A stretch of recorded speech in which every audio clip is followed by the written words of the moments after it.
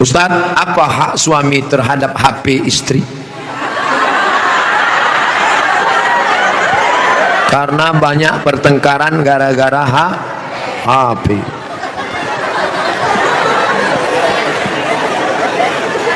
Lima hak ibu terhadap bapak. Catat, ingat baik-baik. Pertama, makan. Ibu tadi sudah dikasih makan?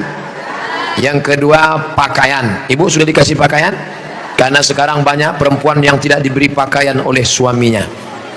Tinggi istrinya 175 tapi dikasih kain cuma 50 cm. Kurang kain. Kadang belum selesai di tempat tukang jahit sudah dia ambil. Kadang kainnya panjang, resleting belum dipasang. Pas jalan kelihatan. Ustaz kok tahu? Saya ngelihat. Ibu sudah dikasih makan, ibu sudah dikasih pakaian, ibu diberikan tempat tinggal yang layak menurut kemampuan masing-masing. Sudah? Keempat, ibu mesti diberi pendidikan. Yang ngajar ibu ngaji, bapak. Yang ngajar ibu sholat, bapak. Yang ngajar ibu akhlak, bapak. Bapak adalah guru di rumah. Dan yang kelima adalah perhatian. Maka ibu selalu diperhatikan. Dari mulai jilbabnya, dari mulai pakaiannya, termasuklah HP ibu diperhatikannya juga. Kok dari tadi sini Ustadz Somad, suatu ketika istri saya pergi kerja dan saya masuknya siang, tiba-tiba HP-nya berdering. Saya cek, rupanya mantan. Dia cari lagi di FB dan mereka sudah jalan-jalan, Pak Ustadz. Hati saya selalu galau tiap hari. Jangan-jangan dia sudah buat ini, jangan-jangan dia sudah jalan ini, jangan-jangan sudah. Bayangkan menderitanya seorang laki-laki gara-gara HP istri yang sudah macam-macam. Gara-gara apa itu? Facebook, Twitter, BBM, WhatsApp, Instagram. Oleh sebab itu jaga ini. Masalah HP ini jaga baik-baik. Nah, ini Ustaz Somad nggak enak. Selalunya HP perempuan aja. Oke, sekarang kita balik. Bagaimana dengan HP bapak-bapak yang lebih banyak perhatiannya ke HP, yang kata-katanya merayu, menggoda? Oleh sebab itu ini mesti dijaga. Kalau tidak, duduk bersama bapak sama ibu, duduk, HP-nya buat baliho besar-besar, judulnya mau dibawa kemana hubungan ini, atau buat besar-besar, jangan ada HP di antara kita. Saya mau nanya Pak Ustadz, gimana caranya mengelola keuangan keluarga secara islami jika suami istri bekerja? Ar-rijal, lagi-lagi Al-Quran. Semuanya yang menyelesaikan masalah ini Al-Quran. Ar-rijalu qawwamuna 'alan nisa. Laki-laki menjadi pemimpin bagi perempuan bima anfaqu min amwalihim, karena mereka mengeluarkan nafkah belanja. Makanya harta warisan laki-laki dapat 2 kali bagian perempuan. Ibu kalau 25, bapak dapat 50. Ibu kalau dapat 50, bapak dapat 100. Kenapa? Karena yang menanggung biaya pernikahan mahar bapak, yang menanggung sekolah anak bapak. Sekarang ibu memang anak orang kaya, punya ruko 2, rumah batu jendela kaca, punya bapak yang sudah sakit asma 2 hari lagi meninggal. Kaya. Si bapak juga punya duit yang sama. Bapak punya duit, ibu punya duit, menikah. Apa beda duit bapak dengan duit ibu? Dalam duit bapak ada hak ibu, tapi dalam duit ibu tidak ada hak bapak.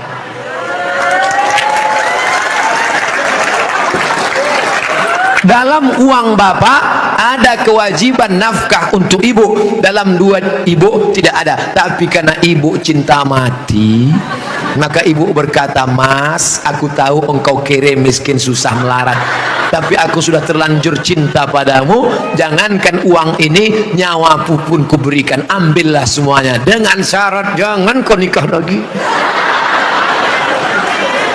Nah, sudah jelas batasannya. Jadi kalau ada ibu punya kontrakan, PNS, pegawai, punya gaji, ibu tetap ngomong ke suami, mas, aku mau kirim uang ini ke anak yatim, mau biaya anak pesantren, mau kasih wakaf beras 1 karung. Tapi ibu ngomong ke bapak itu bukan minta izin, karena uang itu memang punya ibu. Ibu ngomong sebagai adab, sopan santun, tata krama, budi bahasa. Jadi bapak jangan kegeeran. Dan ibu jangan kurang ajar, mas, ini uangku, ini kos-kosanku, ini rumahku, terserah aku, kamu mau ikut nih, kalau enggak lebih dari kamu bisa aku dapatkan. Jangan, luka hatinya. Galah patah boleh disambung, kaca retak boleh direkat, hati yang sakit kemana obat akan dicari. Nah, oleh sebab itu maka jaga. Saya sudah mengeluarkan untuk biaya keluarga sebagian, sedangkan sebagiannya saya ingin membantu saudara yang kurang mampu. Tapi kadang saya suka berbohong jika untuk membantu keluarga yang memang butuh bantuan. Ini yang nulis pertanyaan bapak apa ibu? Kalau bapak sudah berikan yang 5, makan sudah, pakaian sudah, tempat tinggal sudah, pendidikan sudah, perhatian sudah, sesuai dengan urf, wa ashiruhunna bil ma'ruf, berilah mereka pergaulan urf. Urf itu seperti layaknya, kira-kira layaknya standar orang daerah Pondok Aren itu perempuan diberi berapa, tidak terlalu kaya, tidak terlalu miskin, yang sedang-sedang, kira-kira diberi berapa standarnya, misalnya 3 juta 5 juta dia beri, maka sisanya itu terserah dia untuk yang lain, maka dia sudah menunaikan kewajiban. Urf, pengambilan hukum ada 10, Quran, hadis, ijma', qiyas, syar'u man qablana, sadduz zara'i, qaulus sahabi, istihsan, ittisab. Urf, tradisi, kebiasaan, berapa yang layaknya untuk daerah Pondok Aren. Semoga Ustaz selalu dilindungi Allah, amin. Bagaimana antum menyikapi beda mazhab, khilafiyah, firqah? Bagaimana dengan ayat Allah, wa'tasimu bihablillahi jami'a, wa'tasimu, bersatulah, bihablillah, dengan tali Allah. Yang dimaksud tali Allah itu Islam, Al-Quran dan Sunnah. Adapun ijtihad ulama berbeda-beda, tapi kita di Indonesia sudah disepakati 3. Akidahnya Asy'ari, fiqihnya Syafi'i, tasawufnya Sunni, Junaid Al-Baghdadi dan Abu Hamid Al-Ghazali. Saya ulang sekali lagi, Ahlussunnah wal Jamaah akidahnya Asy'ari, fiqihnya Syafi'i, tasawufnya Sunni, Abu Hamid Al-Ghazali dan Junaid Al-Baghdadi. Maka kita pegang yang itu. Saya belajar di Maroko 2 tahun, mazhabnya Maliki Ahlussunnah. Pertama Hanafi, nomor 2 Maliki, nomor 3 Syafi'i, nomor 4 Hambali. Keempat-empatnya Ahlussunnah. Tapi ketika saya pulang kampung, saya tidak bawa mazhab Maliki. Kenapa Ustaz tidak pakai mazhab Maliki? Andai saya pulang ke kampung, saya pakai mazhab Maliki. Mazhab Maliki kalau sholat tangannya lepas ke bawah, Allahu Akbar. Fatihahnya pakai baca kiraan Warsh, Alhamdulillahirabbil alamin, Ar-Rahmanir Rahim, Maliki Yaumiddin, mimnya pendek.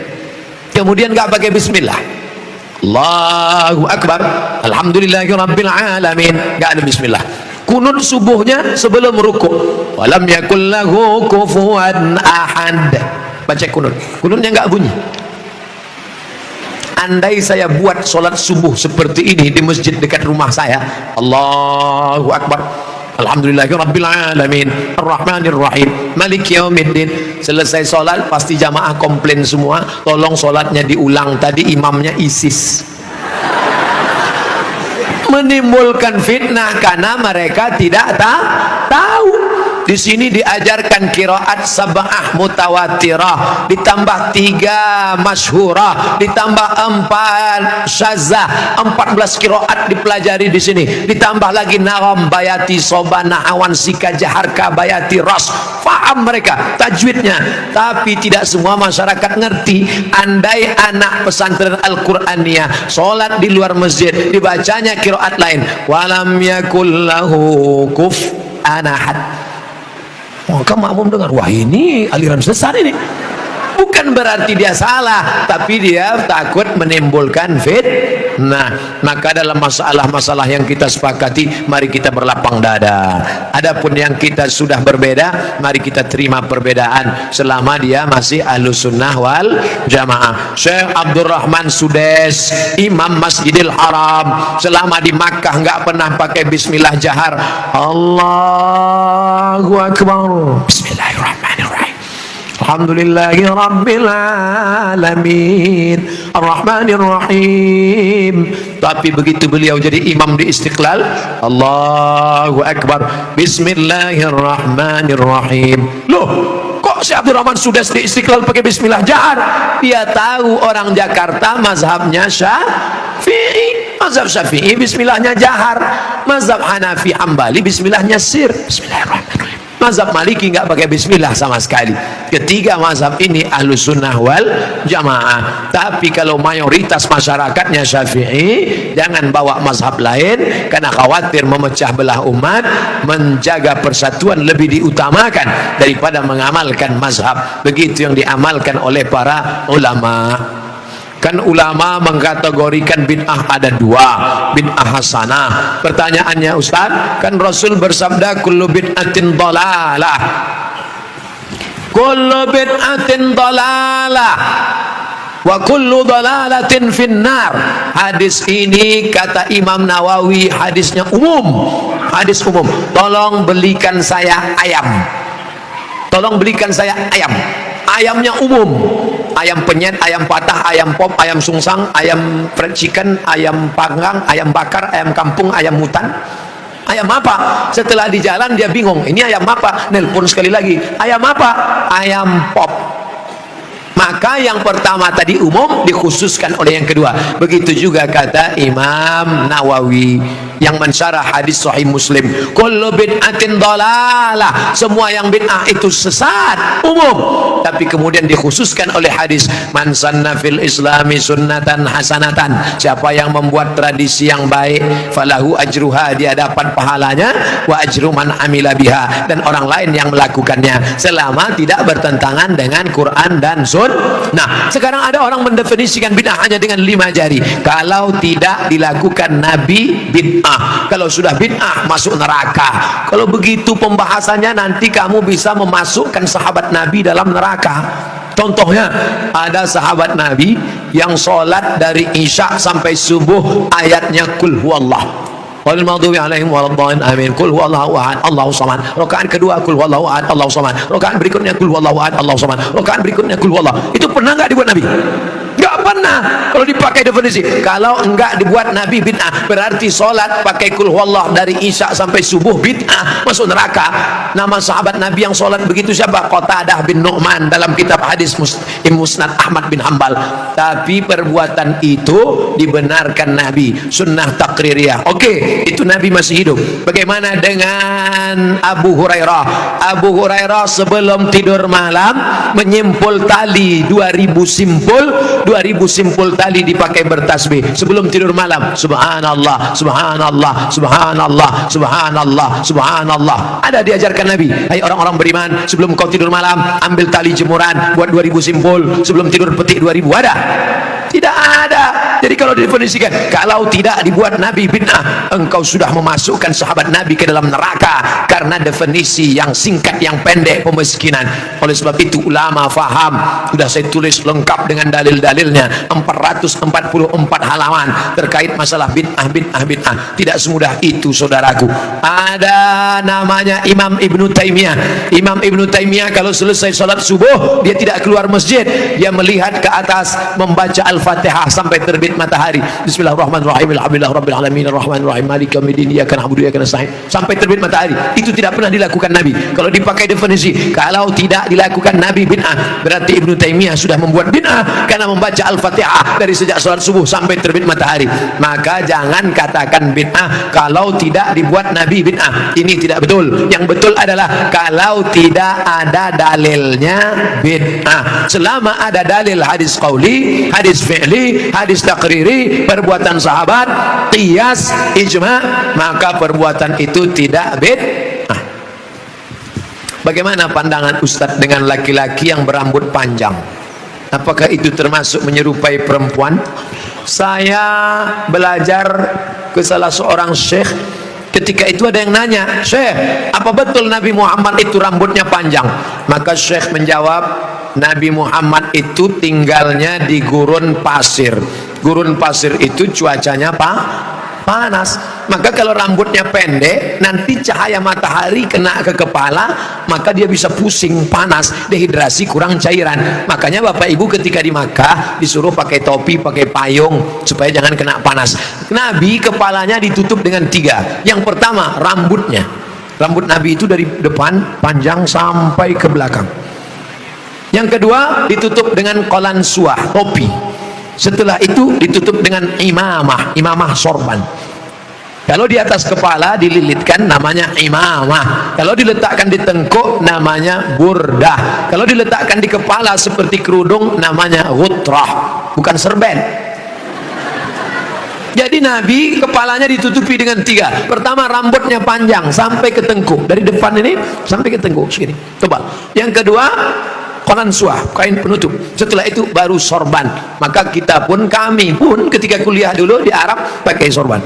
Pakai untuk apa? Supaya jangan kena panas terik. Musim dingin di bawah derajat 0, 5 derajat, 10 derajat, di bawah 0 dingin. Maka kepala juga ditutup pakai sorban. Sekarang kenapa Ustaz nggak pakai sorban? Saya sekarang kepanasan. Tapi saya tidak menyalahkan para habaib pakai sorban. Mereka mengikuti sunnah Nabi Muhammad sallallahu alaihi wasallam. Nah, jadi kalau ada laki-laki berambut panjang, tapi rasanya di tempat kita rambut panjang bukan untuk menutup kepala biar supaya jangan panas. Justru tempat kita makin rambut panjang makin kepanasan, ketombe. Jadi kira-kira rambut panjangnya kenapa? Kenapa rambut panjang? Ini. Tapi tidak semua yang berambut panjang itu karena mengikuti perempuan. Jadi tidak bisa kita hukum serta-merta kalau rambut panjang LGBT. Enggak. Maka yang LGBT itu kalau menyerupai perempuan, la'anallahul mutasyabbihin minar rijal bin nisa. Allah melaknat laki-laki yang menyerupai perempuan dan perempuan yang menyerupai laki-laki. Mudah-mudahan anak kita terjaga dari LGBT. Tapi sebetulnya LGBT itu nama yang terlalu keren. Orang malah bangga sekarang disebut itu LGBT, itu bangga. Saya tidak setuju dengan LGBT, tapi saya malu mau nyebutnya di depan para kiai. Boleh saya sebut? Jangan sebut LGBT. Buat sebut nama yang mengejek, merendahkan, menghinakan. Apa namanya? PLT, penyuka lobang tai. Itu yang cocok bagi mereka. Kotor, najis. Zaman Nabi LGBT ini hukumannya man wajadtumuhu ya'malu amala qaumi Lut. Kalau kamu menangkap ada orang yang melakukan perbuatan Nabi Lut, faqtulul fa'il wal maf'ul, pancung kepalanya, hukum mati. Untung dia hidup bukan zaman Nabi Muhammad. Kalau hidup zaman Nabi, habis, selesai. Bapak Ibu yang dimuliakan Allah Subhanahu wa taala. Ustaz berani ngomong gini apa enggak takut nanti ditangkap bencong? Ngapain takut? Banyak yang bela saya. Tapi pas pulang nanti sendirian ngeri juga ini. Insyaallah, wa ta'awanu 'alal birri wat taqwa, saling tolong menolong dalam kebaikan dan ketakwaan, wala ta'awanu 'alal itsmi wal udwan. Ingatlah saudaraku, ada satu kampung namanya kaum Sadum. Pernah dengar kata Sadum? Dari kata Sadum inilah muncul istilah sodomi. Sodomi artinya perbuatan orang Sadum, umat Nabi Lut. Bagaimana hukuman Allah? Ja'alna 'aliyaha safilaha. Bagian atas kami turunkan ke bawah, bagian bawah naikkan ke atasnya. Lalu kemudian amtarna alaihim, kami hujani mereka dengan apa? Hijaratan, batu-batu, min sijilin mandud, dari batu tanah liat yang dibakar di api neraka. Itulah sekarang di Yordania, tempatnya bernama Al-Bahrul Mayyit, bahru laut, mayit mati, Dead Sea, dead mati, sea laut, Dead Sea laut mati. Kenapa disebut laut mati? Karena airnya terlampau asin sampai ikan pun tidak bisa hidup di dalam. Orang kalau pergi ke laut mati ngapung di atas karena kadar garam yang tinggi. Siapa yang punya kadas, kurap, kudis, gatal-gatal, mandi di situ sembuh. Di Yordania. Bapak Ibu yang dimuliakan Allah Subhanahu wa taala, Pompei salah satu kampung yang diisi oleh homo. Lalu kemudian datang lahar dari bukit turun ke bawah, rata dengan tanah, sampai mereka berubah menjadi patung-patung batu karena ditimpa oleh lahar. Tidak sempat merubah ekspresi wajah orang homo yang mati dalam keadaan melakukan hubungan seksual terlarang, tak sempat merubah dari wajah kesakitan dengan wajah penderitaan. Begitu begitu yang dialami masyarakat Pompei. Oleh sebab itu kita berdakwah mengajak bukan karena benci, tapi karena ingin menyelamatkan supaya kita selamat. La ta'murunna bil ma'ruf, ajak mereka berbuat baik, wala tanhauna 'anil munkar, larang mereka jangan sampai melakukan perbuatan mungkar. Kalau kamu diam saja, aku tidak khawatir, kata Sayyidina Ali, aku tidak khawatir tentang betul dan batil, batil dan betul, karena dunia ini isinya betul dan batil. Yang aku khawatirkan adalah ketika kebatilan merajalela, orang yang betul diam. Karena orang betul diam, maka orang batil menyangka betul, yang betul menyangka batil, batil betul, betul batil. Orang yang betul diam, ibu yang betul diam, bapak yang betul diam, yang batil berkuar. Akhirnya yang batil merasa betul, orang yang betul diam. 1000 bahasa.